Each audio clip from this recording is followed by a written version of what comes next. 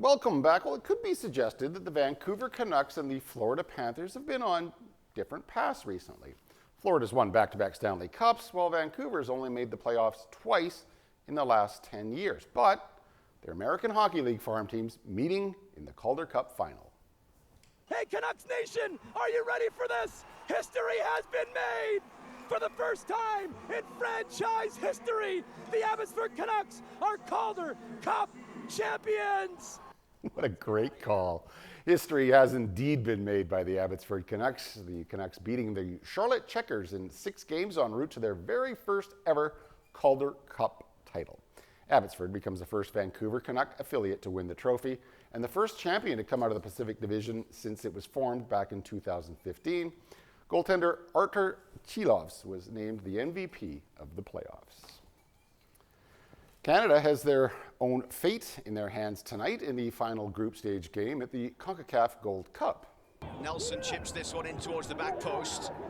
It'll drop for Saliba, who drives it in! It's 1-0 Canada! Well, ideally, they'll play better than they did versus Curacao on Saturday, a match that ended 1-1 thanks to a late Curacao goal. A win against El Salvador tonight would mean they win their group and would face a weaker opponent in the quarterfinals. Second place in the group also advances, but they'd be a lower seed.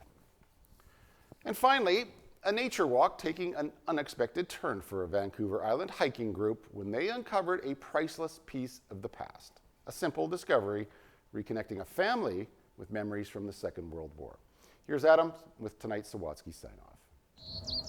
Well, Bill Dancer searches for anything unusual during his hikes, from fungus to flowers. He sometimes finds the unexpected. We found mostly cell phones, which he and the members of the eccentric hikers group easily return. But this glasses case was a first. The content was definitely unusual. One of the eccentrics hiking that day found it contained a pair of rings and war memorabilia. I have every respect for the military. Bill grew up in England during the Second World War and remembers a bomb exploding near his school. And all we heard was shh, big bang, and the ceiling came down. So Bill knew these personal items would be priceless. It's obviously been subject to someone. So Bill volunteered to take it to the local police station, where Constable Marcus Anastasiadis began investigating. I wasn't going to let it go. I was very determined to find out who this was. After noticing a bracelet featuring a barely legible last name and regimental number, Marcus found an obituary for a Lieutenant Arthur Goff, which led to reconnecting the items with the soldier's son. That means quite a bit to us.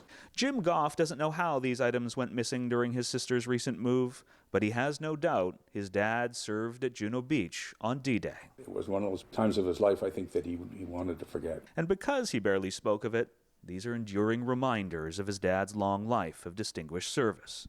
Quite proud of him, actually.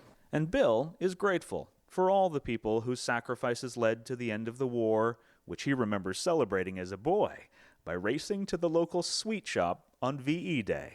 Buying as many sweets as I could, and the lady behind the counter not being too impressed. After years of sugar rationing, it was the best candy ever. Oh, yes, yeah. And the best thing for Jim, why he's so grateful to the eccentric's thoughtfulness and Marcus's diligence, is having these rings returned. Because my mom did give that to my dad just before they were married in 42. While these pins and badges are reminders of Arthur's accomplishments during conflict, it's only the rings from his wife Olive that's a reminder of what they were actually fighting for.